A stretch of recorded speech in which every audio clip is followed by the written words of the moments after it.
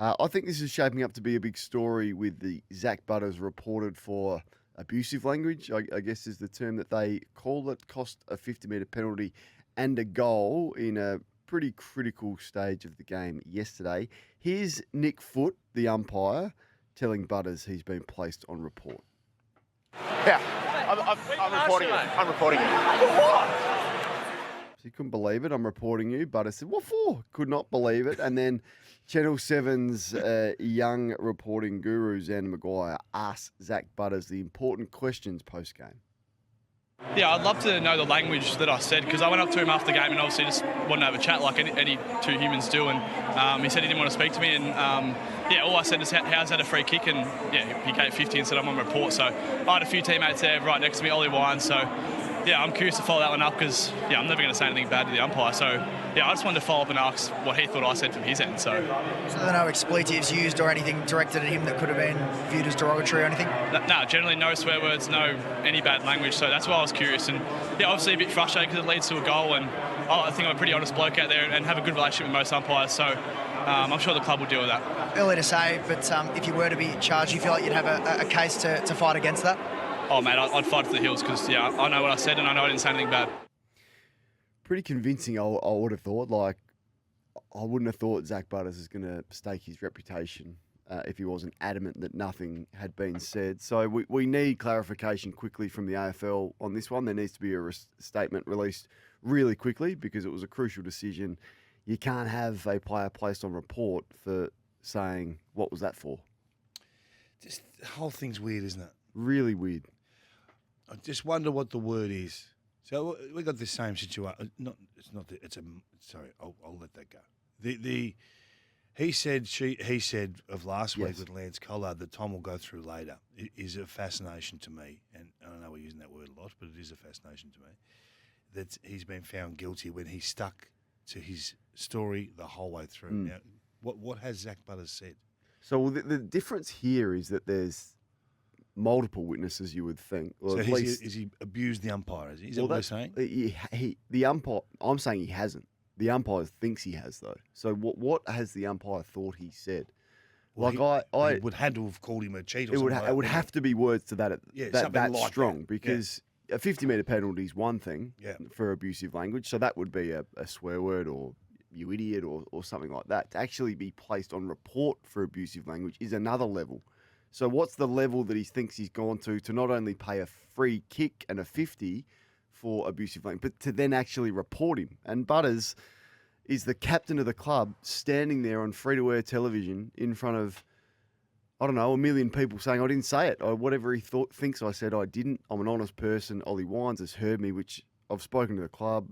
Ollie's very much willing to testify that Butters has said, what was that for?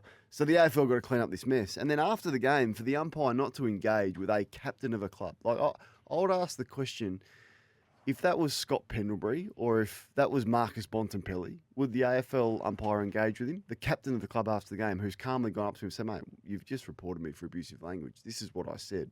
What did you think I would have said? I would have thought that's an important conversation to have post-game. I think you're entitled to know at any point what the report's for. Yeah, at any point. You have to. Like, immediately if he asks an hour later, if he asks post-game, whatever, you have to be informed of what the report is actually about. So if the umpires botch this, and they do have, or speak to Tom, but they've got microphones on, clearly, because we hear their decision-making process in broadcast. Now, those mics get turned up and turned down. Yeah. He's wearing a microphone, so there has to be audio. So Zach's not getting. If Zach said something, it'll be on that. Correct. On that tape. So we need the AFL to release the tape, and then we can judge for ourselves what has been said. And if he has botched this, Nick Foote, what's the ramifications for him? Because that is a big decision to make. If it's just an error, we live with that, don't we? Well, we do. But then he's placed him on report. Yeah. He's made a big song and dance about it. He hasn't engaged with Zach after the game. What's the ramifications? Because it's big for Zach. It's big. Like, it's cost him a 50 and a goal. Yeah. And he's been placed on report. And there's a certain level of shame that comes with that you let your team down and you at a crucial time. So what's the ramifications for the umpire? He loses his position. He has to. He has to. He's At least like for a the week. rest of us. You're out of form, you go back Correct. to the Scoobies. Has to be. So, I mean, it's a big day for the AFL. It's a big morning for the AFL. They sometimes release decision-making errors. Sometimes they don't. This one, they have absolutely no choice but to go back and listen to the tape and release what was actually said. He said, "What is the charge?" That's very good from 666. That's just it. You know what I like? I like things being cleaned up quickly. Quickly. So if Nick's made a mistake, 9 o'clock. no problem. Yeah, put your hand No up. issue. Got it wrong. Make a phone call this morning to Swanee and say, "Look, I've made a blue here. Can we quickly remedy this situation? Withdraw the charge, withdraw the report, and just get on with it." And there'll be apologise. well, don't have to Well, apologise. I think he needs to apologise to Zach. You don't have to apologise. Yes, you do. He's put him on report for abusive language for saying, what was that for? Apology make anyway? Like, Well, I think we he's respect. made a mistake. Yeah, and I apologise to Zach. Apologise, move on. Yeah.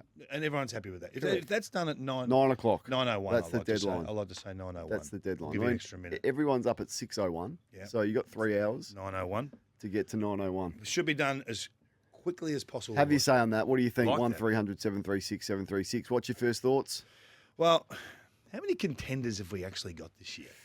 Because the more we look at, we're all waiting to see who's going to step up and match the Brisbane Lions. Now, if you actually think the Brisbane Lions are that far in front, well, good luck to you. I don't. You don't? I don't think there's a big gap at all anymore. Between them and So I think the Sydney Swans have shown that they can play some pretty aggressive footy. That Fremantle win, whilst wasn't a great game, the fact that they won that was, I think, a terrific sign. Hawthorn just maximised every area of advantage that they could on Saturday night, and we'll get to the games specifically later. But how many teams in your mind's eye can you see actually holding the cup? I think there's as many this year as we've had for a while. I thought you were going to go the other way. No, I'm with you. Yeah. I think there's 7. 7 being Sydney, Freo, Hawthorn, Dogs, Suns, Brisbane, Geelong. Cats. You still got the Cats in there? Yeah, I think it wouldn't surprise me. Like I wouldn't have them That's a lot, isn't it? in the top level. Adelaide, no. I don't think Adelaide for me. But Want to see them with all their stocks back. would it shock you if Adelaide made a run for it and won 7 games in a row and then had some momentum? No, it wouldn't. So yeah, I like it. It's good, isn't it? It's good, but then so that's the positive. I like to see the positive. The downside is that we've got some very ordinary teams. We've always had ordinary teams. No, but very ordinary. We've always had very ordinary teams. Always. We've got this many ordinary teams. What do we got? 3? Richmond, West Coast, Port Adelaide, Collingwood, Carlton, Essendon. It's a lot. Carlton, yeah, of that grouping, you'd say the Carlton are the most likely to threaten of a weekend, don't they? I don't think they're as bad as what Richmond are. Yeah, and then you throw in Collingwood are always going to be competitive because they're really well coached. They've got a good structure and a good system. They can't score, which is a problem. So I think it's going to be hard. But yeah, so you think that the competition this year is in a really good spot, as good a spot as it's been in For the top, for the games that matter. So when those top 8 teams are playing each other, you go, "Oh, this is going to be terrific." As we did a couple of times across the weekend. I'm looking at Port Adelaide last night. What are you looking at? And I'm thinking, how many years before I can say Port are a chance to climb and be even a minor contender, not a major contender. I'm talking like a top 6 team. I reckon you're looking at years. I think this is going to be one of the toughest rebuilds we've seen for a while. The talk from your brother last week about George Yardies, now whether that's true or not, let's just say it's true. Let's just say it is true, that there's something there. And he does vacate. Let's just say Butters goes at the end of the year. It's going to leave the cupboard bare, and you're back to kids. Now, I know Dougie Cochrane's going to end up at Port Adelaide, hopefully at the end of the season with the father-son or the NGA selection. But, gee, the cupboard is bare, isn't it? Which is what we've been having a discussion around for a while now. I'm thinking 2031 before we can even talk about them. 2031. Yeah. This is a 5-yearer. I read, and the problem is when you don't know where you're at, like when you're somewhat delusional with where you are as a footy club, then that's the bad place to be. Like Richmond know where they are. Like it's dire, but they know where they are and they know the direction. I think Essendon know where they are. I don't think Port Adelaide know where they are yet. I read a crazy article in the Advertiser last week, which was a positive spin on where Port Adelaide are at. It said by the end of 2027, Port Adelaide's nucleus will be skipper Connor Rozee, vice-captain Zak Butters, spearhead Mitch Georgiades, Jason Horne-Francis, Bergman, Jack Lukosius and Joe Richards, who will all be in their prime. The Power thinks the foundation of its next premiership is there. So they don't want to look like things like starting over, like Richmond, North Melbourne and West Coast. Let's go through those names. Rozee, yep, no worries. Butters won't be there. Georgiades may not be there. Horne-Francis, yep, no worries. Miles Bergman is a very average footballer at the moment. That's just the brutal facts. Forget about what he's paid, and that's north of $1 million reportedly. Like, to think that you're going to build around Bergman, Lukosius and Joe Richards in their prime is the most delusional thing I've read. So it's really important, as I said on Agenda Setters a couple of weeks ago, that you sit down David Koch and say, Koshy, that there's no we're in it to play finals every year now. There's no getting around this. There is no shortcuts, and you need to make some very smart and shrewd decisions in the next 12 months. Otherwise, you're going to end up like West Coast in 2020, and it's going to be absolute pain for 6 to 7 years. Yeah, and and it's really hitting home now. And I think this is where you need your club in full alignment. And as soon as you start mixing your languages, the outside starts saying, what's going on? And this puts the coach, who's only in his first month of senior coaching, under real pressure. I would hate to be Josh Carr right now. I would hate to be Josh Carr. You think it's the worst job to take? Yeah, because I think it's still sliding. They're still on the downhill. This is our first thoughts. You can have your say on the Butters situation with the umpire. What should the AFL do? How should they handle it? Tom Morris will give us the absolute latest on this. Is there audio? We need to find it. And we want that AFL statement by 9:01. Before we leave Port Adelaide, I told you a month ago, I asked you the question how long Todd Marshall would last down back, and you said, no, he'll be fine. You did too. And guess what? Someone's kept their receipt. Where is that? I'm rubbing off on you. My receipts didn't travel. No, but things, you can see through some things. We did this last year. Who did we do it with last year? No, we did it with Cam Rayner a couple of years ago. We did it with, who we did it with? 6 weeks. We did it with Cam Rayner. The fullback for the Swans that was thrown to full forward. Oh, yeah. McCartan. Yeah. We also did it with Harrison Petty. Yeah. Who somehow went forward again on the weekend. Like, where's he at? No, he's back now. He's a new coach. He's a defender. He's going to be a back. And then all of a sudden, I'll see Harrison Petty swung forward. But you're right. You were right. I'll give you that receipt. I didn't mind it because it was a last throw at the stumps almost, like with the concussion stuff. Yeah. See the good, reasonable ball user, but maybe that's another position they can try Jack Lukosius in. Well, they tried him everywhere last night. Starts on the wing, then he swaps with Marshall. Was it 6 years at $9.50? Well, you're our contract man. 6 years, $9.50. And he cost you a first round. I know he did. Yeah, and it was a first round pick where you finish in the bottom 6. Not required first round picks. Anyway, got stacks of talent. A lot of Port Adelaide this morning, but they were the freshest game. We will move on. What do you think of the Saints? Really hungry and got after them. The clearance stuff was terrific. Thought they had a plan, which I liked. Box should have Horne-Francis everywhere. Not the matchup I would have gone with, but that was a plan. I thought Owens to Aaliyah was a plan. I thought he played some nice games with Nasiah. He's in for one, he's out for one, he's off. And Burgoyne didn't know what he was doing. No. So they got the better of the coach's box. There's no doubt about that. That's rare for you to say that to Ross. No, I thought he had a good first half. A really good first half. And then after half-time's become an issue for them. Like the amount of inside 50s they conceded and were unable to generate themselves. You've got your HP laptop open. I'm sure in a matter of second half inside 50 numbers. Sure, would be good. No, they're just not going to be able to score. Unfortunately, they lack firepower in their front half. Jeez, what were the numbers? 31 they had Port Adelaide. To 14. There you go. That's a more. So you shouldn't be losing that. Well, you shouldn't be losing that unless you give away 50. Geez, your boy gave him a big chance, didn't he? Sometimes you just have to say that. Oh, it's nice of you. Sometimes you just have to say, well played. That's nice of you. 2 goals in the second half. He looked like crazy. What about that mark he took? Yeah. When the game was sort of levelling up a little He took the big contested mark and drove a little chiseler, as Brian would say, inside 50. I was very excited. It was. I got could feel it. I got very excited. There's some things happening in game footy. I know what he'll be thinking. I'm waiting for a tweet to come out. No, I was very controlled myself. Yeah. But yeah. So what do you? The Saints are just middle of the pack. Like any thought they're going to be winning a proper final, I would think is building unrealistic. Building. Yeah, I'm a fan of what they've done. Now it doesn't always have to show itself every single. No, I'm not against what they did. So this is the building. Building. They're using one of the equalisation measures, which is the salary cap, to get themselves back in it. I thought some positive stuff from Filippo. Yeah, how good was he early? That big goal too, the big goal. Looked so good. It's just good to see these young kids, and Max Hall continues to do what he's doing. De Koning did some good things. Really presented well the ball forward to centre. I like some of his stuff. So, it's a good promising signs. Don't you sit here, because I can just see where you're going. Don't you sit here and tell me about the Western Bulldogs. What do you mean? Defence. Did you not catch it on the weekend? Well, so did you not? How can it? I'm how going to it be? continue to talk about this. Yeah, I know you, and I knew this was going to happen. Well, because it happened. Yeah, because for what reason?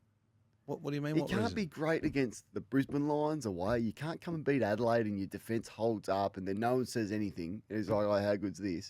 And then the minute you have one loss, you go, oh, gee, I told you about that back six. Well, the back six was fine for a month when you were knocking off everyone. No, that's not the discussion. What's the discussion? The discussion is your man Buku's been involved in 12 one-on-ones as a defender, and he's lost 6 of them. It's the third worst percentage in the competition. Everyone was talking about how much improved Buku was. I am just continuing to tell you, you are getting carried away with the stocks down back at the Dogs, and you're saying, oh, they're as good as Darcy Moore and Jeremy Howe and Braden Maynard. Well, they are. No, they're not. They are. No, they're not. Well, did you watch Billy Frampton on the weekend or not? I saw Billy. Yeah, I saw Billy. Yep. I'm telling you right now, come preliminary final night, Buku is going to be a problem. Well, that's where you need. And to that fact, Rory Lobb may also be a problem. To come up with all the other assets that you've got and come up with a plan, because you've got a lot of things going for you. You must then solve the other problems. Well, they've tried that. Every team has problems, area of weakness. Hawthorn, it's about their midfield. So they need to solve that problem with their personnel. The Dogs is going to be about, they're one-on-one defender. How do you solve that problem? That's coaching. Which they've conceded on that. They've rolled numbers back and guarded corridor. We've Tim talked English about all that. Yep. We've talked about all that. But to be the third worst in the AFL, I'm just telling you, if you think this is the last time we're chatting about this, you are wrong. It will be during the finals. It's just funny that we didn't speak about it when they beat Brisbane and this Adelaide has been a problem all away year. from home. He's lost 6 of 12. They didn't have 12 on the weekend. That's just another bullet point in our discussion. Maybe it's just the genius who's now 5-0 in his last 5 games against your man. Now, the dumb coaching move of the year is back. The dumbest coaching move is? Well, on the list so far this year was the Naz benching in crunch time, where he spent 6 minutes and 20 seconds after resting at full forward. No Jordan Sweet for round 1 against your man, the X Factor, was in there. I'm putting Luke Jackson playing forward for all of the first half, right in your man's crosshairs. That is number 1 of the dumbest coaching move that nearly cost him a win. And it was only because Skinny Sean gets concussed that he's forced to then put Luke Jackson in the ruck. Compare his first half numbers to his second half numbers. This guy, I've been telling you for 3 years, he's a ruckman. Yep. He's not a midfielder. He's not a forward. Just play him in the ruck. Please, for goodness sake. Is this the catalyst for your man Justin to finally realise what he's got? I think he knows what he's got. Well, he had one kick in the first half. One kick. I know. And then he turns the game on its head. Yes, he did. When he plays in the ruck. No, I am right with you. So fire. I do think you have to protect them across the marathon. That's my only reservation, and that's why I don't mind the 2 rucks, because I don't think Jackson can play 100% game time in the ruck for 30 weeks. I just can't see that. No, but you need to understand game scenario. The game is on the line. It is his conditions. Follow up. He had 9 tackles. He was unbelievable. He was terrific. Is there going to be a fire sale for Sean Darcy? Is there any takers now? I can't see this. I'm not purging him. You just keep him. Yes. Just play waffle.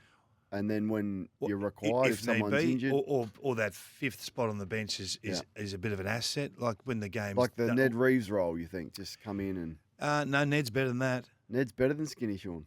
Ned's the number one hit out to advantage ruckman in the competition via the percentages. Doesn't get much of the ball, does he? No, but around the ground. Not many ruckmen do. Well, some do, but we've got so you don't two or think three elite ruckmen. You don't think there'll be a fire sale for Sean I don't think dump the wage, get him off, give him a fresh start to a club that needs a ruckman. He can go and try and be the number one man because this ain't working. No, I don't see it that way. And while we're talking about ruckman, Tristan Sherry, Alistair Clarkson should give him an uppercut today. Good call. He nearly cost them the game last week with the just ruck dominance, and the Kangas found a way to get over the line.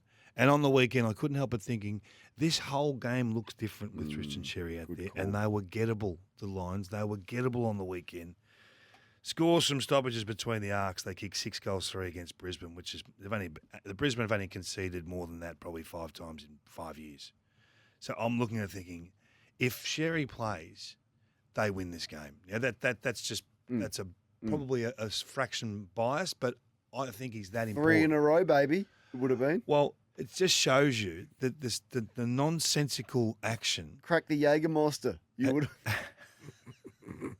I'd be doing the show from 2KW this morning. But you would have been locked outside your hotel room nude. Oh, don't. Is this mic on? Are we on? Get your hand off, Mike. You were Get your hand off my penis! You were sworn to secrecy. No names were mentioned. So I'm telling you right now, I'm furious with Tristan Sherry. Yeah, and when he comes back, he has to put in the best block of 6 weeks that he's done for this club. Play angry. All right, that was some of our first thoughts. There's more to come. If you need to add something to the dumb coaching list, you can do that. Each and every Monday, we try and work out who was the biggest loser of the round. I know it's been a Port Adelaide theme this morning, but I'm going to go there because of their easy start to the year. It was North Melbourne, Essendon, West Coast, Richmond and St Kilda. That was their first 5, which was rated the easiest draw of anyone. Now, the reason I say this, Kingy, you go 2 and 3 in that block, which was your real opportunity. You go Hawthorn, Geelong, Adelaide, Western Bulldogs, Gold Coast, and Carlton. Did they lose their next 6 in a row before the bye is the question that I've got. That's the reason I thought that opportunity to have that amount of entries in the second half and to not go 3 and 2 with that easy first 5 weeks, a big balls up. Do you know who, for me, were the biggest losers? Who? Were the young midfielders for the Melbourne Football Club, who appeared very timid in the second half, and I think that will be addressed with a stern review from Stephen King. You're not allowed to box on Mondays anymore. No boxing. No. Which I think is a wise thing. Yeah. I reckon I've been concussed 15 times for boxing. There's nothing worse when you turn up to training on a Monday for the review. They say, fellas, don't worry about the review. Yeah. We're heading to the gym, and there's 12 sets of boxing gloves laid out. Partner up. Yeah. That was always good. You're one of the senior guys. You're going with Ashenko and Longmire, and when you're done with that, we'll throw a bit of Martin and Swass at you. I used to try and go with, I had my guy, I used to try and go with like Angus Monfries. Oh, nice. We had this nice deal. Yeah, an arrangement. Where we tried to make it look like we were going really hard. He wouldn't be a good bluer anyway. But no, he was actually quite tough. Angus? Yeah. But Angus Monfries, are we talking the same player? Yeah, he was tough. But you make it look like you're going hard, but you're really going really easy. There was an art in that. Yeah. There's an art in pretending. Yeah. I don't know about that. Who was your biggest loser? So just the mids for Melbourne. And I'm putting an asterisk, is that what it is? Yep. On Caleb Windsor. I'm going to watch him. If they want him to become Max Holmes doesn't shirk any contests. Not anymore. So I'm watching Caleb. I'm had a few moments in his early career, I reckon, Max, that we highlighted. But he's improved a lot. He hasn't had one for quite not a long time. Jeez, you hold a grudge. What are you bringing that up for? Because young players take some time. You're bringing stuff up this morning you were told not to bring up, and now you're bringing this up. So Melbourne for you, Port Adelaide, who was the biggest loser? 0433 98 11 16. Tell me about Mac. Well, having seen Mac, and we have seen Mac in the ruck before, Mac should never go back. Simple as that. Mac, my man Mac, and we showed him on First Crack Preview last week. Not last night. Last week, last Wednesday. Just continuing to give. I just wonder now whether Damien Hardwick says, okay, maybe he is our Luke Jackson. Maybe he is the spark ruckman, and we've got the other guy. We can still service Witsy with some minutes. But I think you need to set this midfield up for Mac now. Yeah, he's. I actually said this on Channel 7 yesterday. He's the Luke Jackson. Did you? Okay, I didn't. No, you wouldn't have been watching. You wouldn't have been watching Channel. You were too busy. I'm surprised you had time to do 7 with all the cashies you were You on. were too busy out functioning yourself. Yes, I was. Yes. But that's the model, isn't it? Yeah, And where so does it leave impressive. Witsy? To do the battering stuff, like the... No, I think he can still satisfy Witsy. And I would move Ethan Reid to the wing, and I would have Mac Andrew forward ruck. Ethan Reid to the wing or to the VFL? Well, start with the wing. Yep. Start with the... When you've been moved to the wing... Tall wing when they're an asset. Yeah, provided you're smart and you can read it really well. Yeah. Or just be that tall, you don't have to read it that well, and you don't have to be that smart. You can outmark people. Like a Mason Wood type. He's a gun runner. He's an elite runner, Ethan Reid. Yeah, he does 5.55 for 2K. So why not have a look at him on the wing? Saw him in the Pullman the other day in the elevator after the Gold Coast Suns left those nice gifts for me. Yeah. And my first question They mustn't have my phone number. I said, "What's your 2K time again?" Yeah. 5.55. He said. I was like, "Are you kidding? You are some sort of freak." So yeah, I mean he's gonna get there, but he's just taking a bit of time. Throw him on the wing. Yeah. All right. Could he do what Ollie Dempsey does on the wing? Slide forward, get the goal square. You're against a wingman. Why not? Why not? Why not? Can I just have a little dance of the pick and stick music if we can? It's time. Oh, it is time. Are we keeping this one clean? Clean. Keep it clean. Thank you. Shout out to Level 5 who have just joined us. Thank you. Just joined us. They hear this music and they start to sweat. Morning, Sam. Nick Watson or Cozzy Pickett? Cozzy Pickett. That was far too quick. Oh, sorry. Cozzy Pickett. Jack Ginnivan or Christian Petrarca? Ooh. Christian Petrarca. Isaac Heaney or Marcus Bontempelli? Now we're starting to talk. We're starting to move into your work now. Right now, if I had to pick one to play for my life, it's Isaac Heaney. Wow. Isaac Heaney or Nick Dacos? Isaac Heaney. Over Nick Dacos? I don't think Nick's going as well as what everyone else says. Isaac Heaney over Zak Butters? Please. Please. Please. Alex Pearce or Tom Barras? That's a good one. Geez, that's a big moment. But the other bloke. I'll go Tom Barras. Luke Beveridge or Sam Mitchell? Luke Beveridge or Sam Mitchell?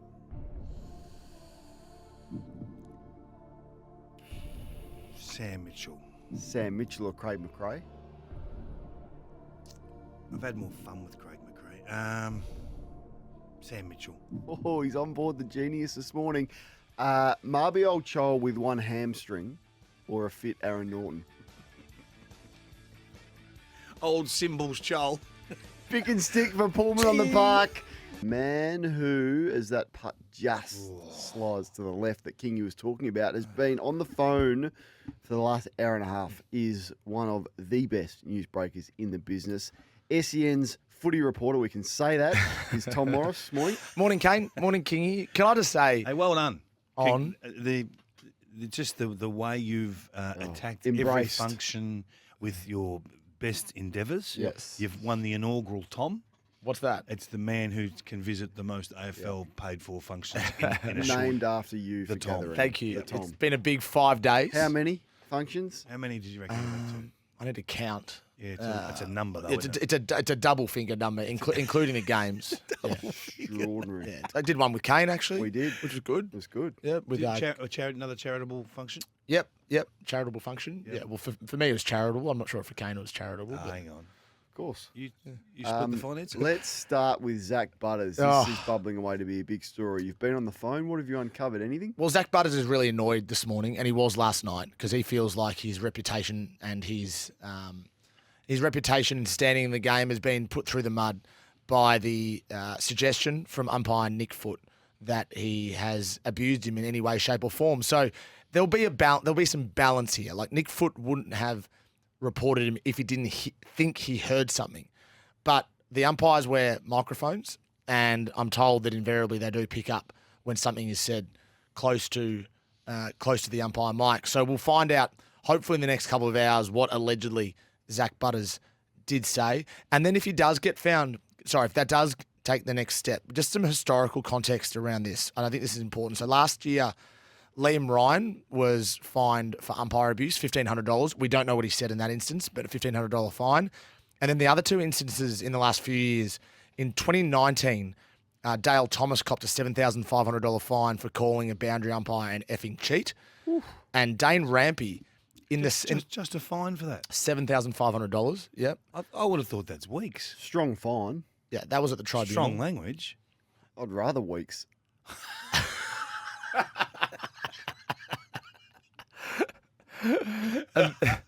And then also in 2019, Dane Rampy was fined $10,000, half of which was suspended for telling an umpire he, and this is a quote, talks like a little girl. So the AFL came down on him there. That reflected the sexist nature of that comment and the AFL pushing a cultural standard. But he is. I cannot imagine knowing Zach and knowing what he stands for. He couldn't be that adamant about it. Go on national TV. You could just see in his face. He was shocked. Like Wines looked like Wines thought it was him, and Wines going, "What do you mean?" And Wines is standing right there. So clearly Wines would have known it was Butters if anything untoward was said. And then Butters would not go with Xander after the game and say, "I did not say that." Repeatedly, I did not say that. I agree, but Nick Foote is a grand final umpire, and there's two sides to every story. So whether Butters said something or not, he misheard. I don't think Nick has just gone and plucked it for the sake of play. He thinks he has heard something. Agree. But what if he has heard wrong? Yeah, that's a shocking error to make, and needs to clarify that and apologise. But he has to make a call at the time. And if it proves to be the wrong call... So if he's made a mistake, no worries, fine. which is what we're saying. In the next hour, the AFL need to release a statement on this because, to Zach's point... But you've got to wait till you hear both sides. Yeah. That's important. Yeah. So there's three scenarios here. One, nothing happens. The mid-rank scenario is there's a fixed financial sanction like Liam Ryan last year, and the direct referral to the tribunal is the nuclear option, which would see it all play out in front of... This is going the whole way. If this charge is up, this is going the whole way. Like you can tell, the Port Adelaide are going to take this further. So it's if the charge stands, it's not going to be the last we hear of it. Yeah. So it's behaving in an abusive, insulting, threatening, or obscene manner towards an umpire. That's the official charge. What's the lowest level of that?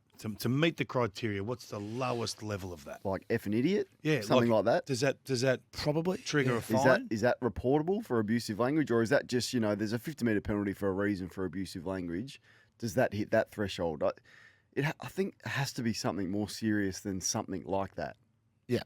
I'm with you completely there. So I'll keep trying to find out exactly what was said, or at least a gist of what was said. But you're right, Zak Butters was pretty compelling with Xander Maguire, who did an excellent job, by the way. Rory has just avoided the water by about 1 metre, a little chip of about 80 metres. Just remind us, only 3 people have won back-to-back. Yep, that's correct. Masters. Yep. So this would be the fourth. It'll be the fourth. Yep. Okay. Lance, big week for Lance. He was gone at 6:10 this morning. He did. I think we declared him done. He now leads by 2. Collard, been a story that won't go away. Yeah. So a judgment will be made at the 3 p.m. hearing tomorrow. And if you remember last year with Isaac Rankin, what happened was, I think Eddie Maguire reported that Rankin had received 5 weeks, and then Adelaide had the opportunity to argue it down, and they did, to 4 weeks. Yep. So the same will apply here for St Kilda. Whatever penalty Collard receives, St Kilda will have the opportunity to appeal that, and both sides will have the opportunity before the penalty is handed down to submit written submissions as to what they think should happen. So just a reminder, Collard claimed he said, "Come here, maggot," while Darby Hipwell and Bailey Lambert from the Frankston Dolphins claimed Collard said effing and then the other F word. So not only is there a dispute over the homophobic slur, there's a dispute over the swear word as well. They're on completely different sides. And there is a view from St Kilda, and you can argue whether this is fair or not, but there is a strong view from St Kilda that part of the reason that Collard has been found guilty is because his witness testimony was far weaker than the two VFL players. Now, he comes from a disadvantaged background. He was clearly intimidated in that forum, which is an intimidating forum, when he was asked to, when he was cross-examined, and they believe that was unfair, essentially, which you can understand as well. Absolutely. Yeah. So they can't fight that, though. No, that's just the process. That's done. That's the process. Yeah. But they can appeal, and if they were going to do so, there'd be 4 grounds for an appeal. One is that there's been an error of law. I think the most likely scenario, if they appealed, is it's an unreasonable decision. So the decision was so unreasonable that no tribunal acting reasonably could have come to that decision based on their evidence, which is the same parameters as any other MRO appeal, whether it's striking or rough conduct. I still can't get my mind around how you can find a guy guilty if he's stuck to his story the whole way through. His version of events hasn't wavered, and it's he said versus he said, and he's guilty. I don't understand that. I guess they do that in the court of law, don't they? But this is, I know it's not that serious. You're asking like, a young serious. Indigenous man to stand there and outsmart or be as brilliant with his statements as the two other young That's men. right. That's an unfair situation. Yeah, and the threshold was comfortably satisfied. That's what the tribunal had to reach, and they did so. So this is more to play out. I can't see a world where St Kilda doesn't appeal this and takes it further. He's back in Perth now with his family, Collard, but it's an unsavoury situation for everyone. Where's Tyson Stengel at? Chris Scott wants to get Tyson Stengel back in this AFL team as soon as he can. I think he's publicly said as much, but privately he's really keen to get him back in. I think the hold-up is from an AFL perspective because there's welfare and there's medical concerns as well. So I've got no doubt that Geelong is talking to the league about the process from here. But Chris Scott wants to get Stengel back in. He wants him back in this AFL team as soon as he can get. So I think there'll be some news over the next week, maybe even 2 weeks, around Collard playing VFL and maybe even AFL to try to accelerate this process. Stengel. Sorry, Stengel. Yep. What's the future of Gather Round? How many functions did you go to with Peter Malinauskas this weekend? I had him at one and then had him on the radio as well. He's magnificent. He's a great public speaker, isn't he? So they want South Australian government wants a long-term commitment so they can build the infrastructure in order to commit to something this significant. But they are unashamedly asking for more than they ever have before. They're using the leverage that Gather Round has created to try to get state of origin football here and an AFLW representative game here and other things that will make this... What's the objection to that from the AFL? Like, why is that a sticking point? You would think, okay, well, state of origin's here to stay. South Australia clearly have a case to play. It's a 150-year celebration. Why are the AFL opposed to this? I'm not sure they're opposed to it, well, but... if they weren't, the deal would be done, wouldn't it? That would be the only sticking point. Negotiations happen, like there's back and forth, and the WA government clearly wants to keep state of origin as well, which is pretty important. You've got 2 markets at play. It's better for the code, isn't it? Yes, but get WA to play here?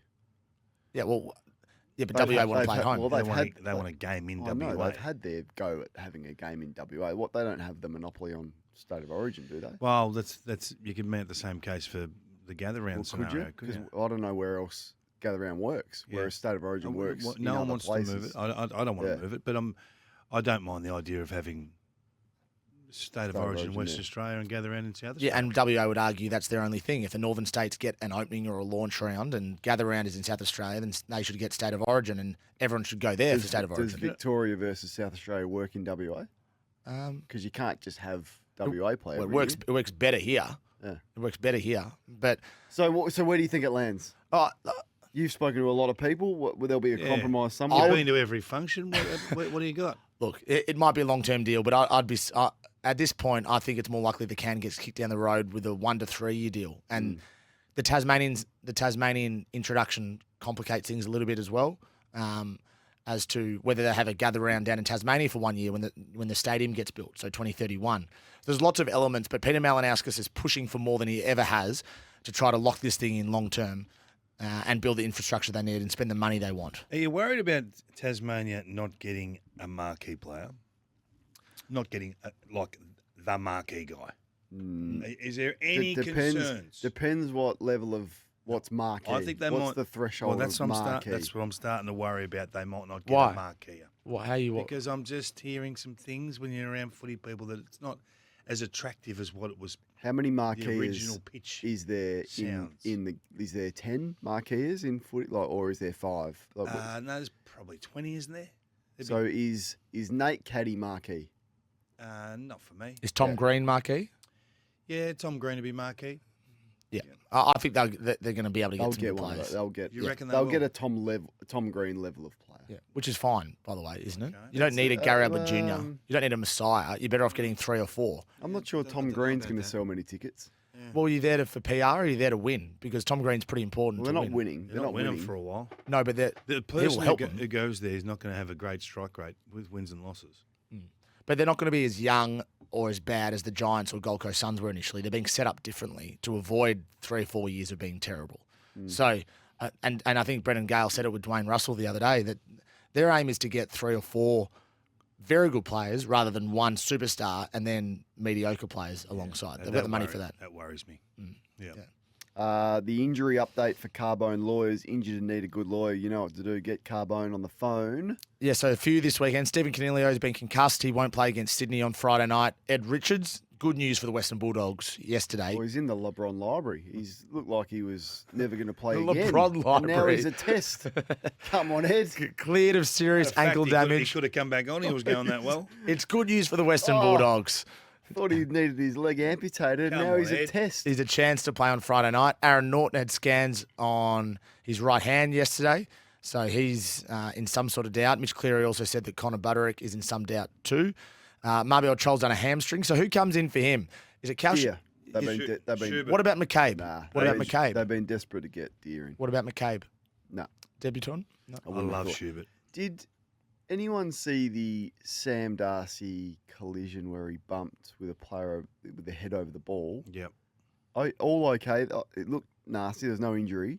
Do you think he'll be in trouble with the MRO? I think he will be, yeah. Yeah. So if you had no Norton from Saturday night, would know already if he was. Okay. Would we? So cleared. Yeah. Was he at any functions? 24 hours later. Was he at any functions with you? Sam Darcy? No, Chris. No, I didn't see Michael Christian. Gee, I'd like to have another look at that then. I thought that was going to be at least a discussion piece. I would have thought so. Move on. Anyone else? Yes. So Marbiel Troll hamstring. I said Mitch Hinge with a hamstring 3 to 5 weeks. Devon Robinson hurt his knee yesterday. The West Coast will get scans today and we'll know how bad that is. And Jack Graham hurt his shoulder as well. Good news for the Suns. You can expect Christian Petrarca is almost certain to play the next game versus Essendon as well. All right, you want to stick around for the agenda? Yeah, let's do it. Tom, because you're our guest. Thank you. You can have the new ball. What's on your agenda? New ball. Did you give the new ball the new ball? You're a new baller. Oh, no, don't go saying that rubbish. Double up Friday night football is coming. It is. And in round 6, 8, 9 and 10, there'll be 2 Friday night games. In each of these rounds. So Geelong and the Dogs and Sydney and the Giants this weekend, this Friday night, and then the Dogs and Freo and Adelaide Port. My question is why and how? I don't feel like anyone likes double up Friday night football. What's the thinking behind this? And should it be commonplace from 2027 onwards? Excellent. What is 7 doing? First up on the AFL. More stuff to talk about. They'll pick one, won't they? They just do one. Well, you're going to do 2 and split your audience. That'll be good. Yeah, well, isn't Friday night? Show 9 games. Who are you watching? Isn't Friday night football the marquee slot? I don't know if it is anymore. Thursday. Thursdays. You reckon Thursday's more marquee than Friday in terms of eyeballs? 100%. Not crowds. Similar eyeballs. Not crowds. I don't know about Fox's ratings, so I don't release them, but similar on 7. But I think Thursday for watching at home. Yeah. What do you think of Sunday night footy? I love Sunday night footy, but I'm also not the one taking a family to the game on a Sunday night. Good for TV Sunday night. Yeah. Terrible to attend. Yes. Yeah. I would also like the odd Monday night game. I think that would make sense if you want to spread the weekend. But again, bad for attendance. Probably not in Victoria. Do you like double headers on Friday night? 0433 98 11 16 ballers. I'll go outside the flags a little bit. I actually would love and I think when your team's down the bottom of the ladder, you can take a few risks. I would love the Kangaroos to own 5 o'clock Friday night, 5 till 7. So you get the Friday afternoon is almost a shutdown sort of scenario for most businesses. They go and have their work drinks or their catch ups or whatever. I think you can sell to a market that's already at pubs or the corporate side of the sell is easy for 5 o'clock Friday night. Kids are home from school. A brand new time zone. A brand new slot. Yeah. And I would grab it. If I was, say, the North Melbourne Footy Club, I would grab that slot and go 5 till 7:30 or whatever, and then you're into your next game. There's no overlap, and it doesn't impede anyone. You might do it for 6 games for the year. At Marvel. At Marvel, or you can do. Why couldn't you do the MCG? Yeah. Either or, depending on what I don't care. But Marvel was perfect, and just totally own that slot. Don't mind it. Left field, not maybe 4 or 5 times a year. Yeah, I reckon half a dozen. Yep. I don't want to. Well, I've seen. So the mark and goal of the year is great, and now it actually means something because you get like 2 million frequent flyer points and 50. Like, it's a genuinely good prize. I would love to have an award, and this is very much bounce areas, but named after Spud Frawley for the defensive act of the year, which we put up in lights like goal and mark of the year, because I have seen some amazing defensive efforts this year.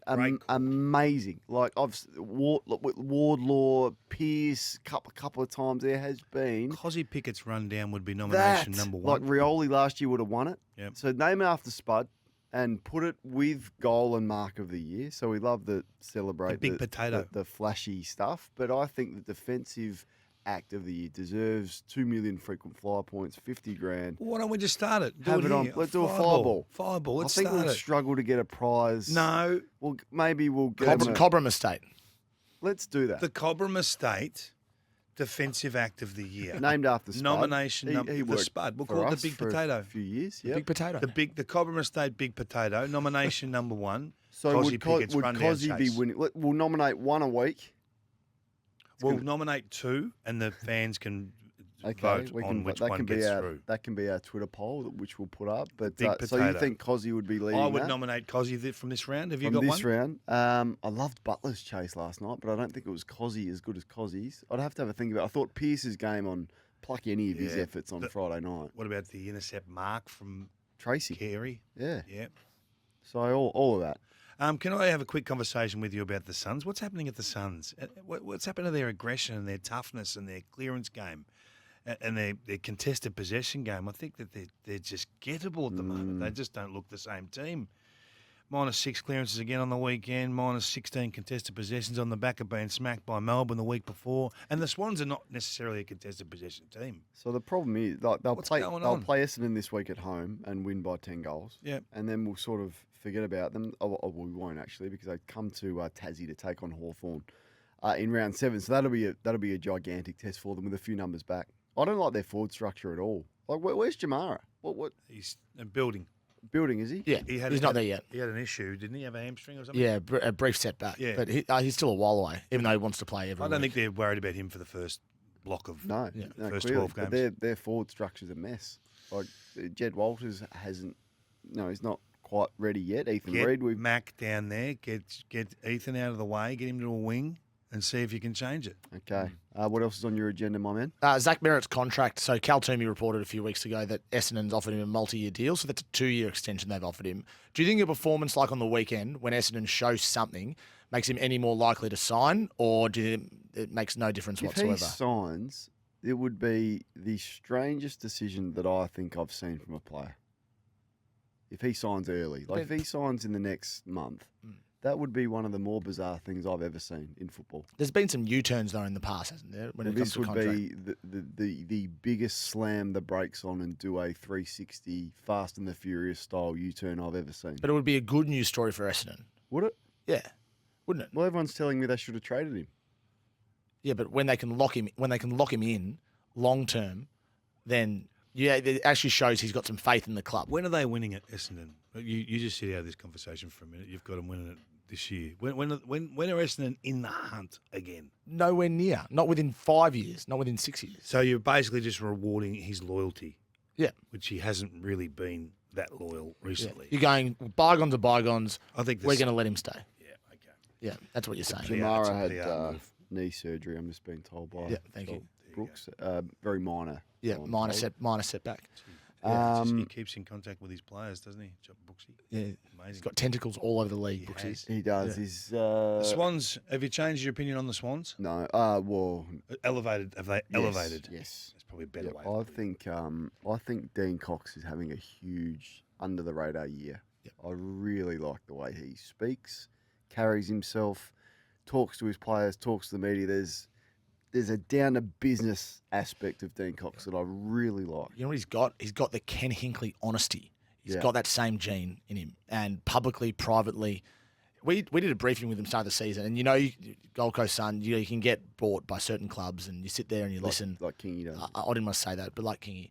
But he was so open and so honest. It made me feel, is he? You got wine and dine Should as he? well, did you? Along with a few others. Yeah, should he be telling us all this stuff is what I thought. I loved it. You have spent a week at AFL functions and you're pointing the finger at me. So Gee, I praise you for this. Where does And Tom you- Chadwick sit on your list of media managers? Tom's right up there. Right. He's right up there. A good man as well. All right, that was the agenda. It's time for the weather update, which has just been putrid. And guess it, gather round's over and the sun comes out. I'm going to give you, put on agenda setters tonight. Maynard's tackle on Johnson late in game Friday night is the worst tackle attempt I've seen for the year. Okay, that's a big call. The worst tackle attempt Caleb I've seen Caleb for the Wins year. has had some bad ones. No. As Molly Meldrum would say, do yourself a favour. So I know everyone is copying my close checking Watchtower segment now. Should it make that? It'll lead that. Right. You'll show it 3 times. And then you'll see it later on Footy Classified with the Just here to help you out because first crack. the didn't. reheated. I've got one for you tonight. What's that? It's not my area of expertise. 20-minute mark of the first quarter, Rowan Marshall was on the wing at a centre clearance. Can you Yes. tell me why? Can you Yes. look that up and tell me why Rowan Marshall was coming in off the wing? Thank you. I will do that For your for segment you. tonight. Doesn't look like a great wingman to me.